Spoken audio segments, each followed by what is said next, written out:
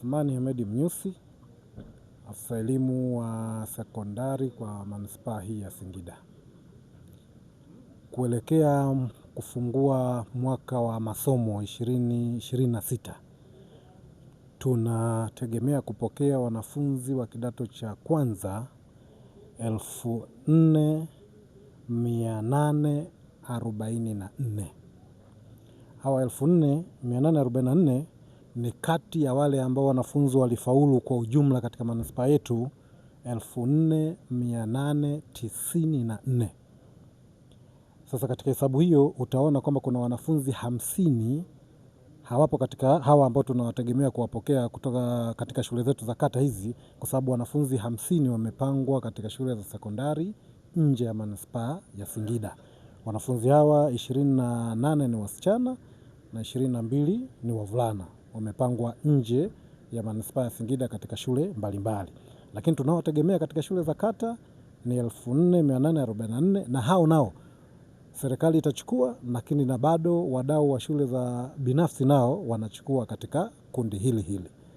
Kwa hiyo tunategemea kwamba wanafunzi wetu wote waliofaulu watakuwa absorbed katika shule zetu za sekondari. Na maandalizi kwa maana ya vyumba vya madarasa vipo vya kutosha, na madawati kwa maana ya viti na meza vipo vya kutosha kwa wanafunzi wote.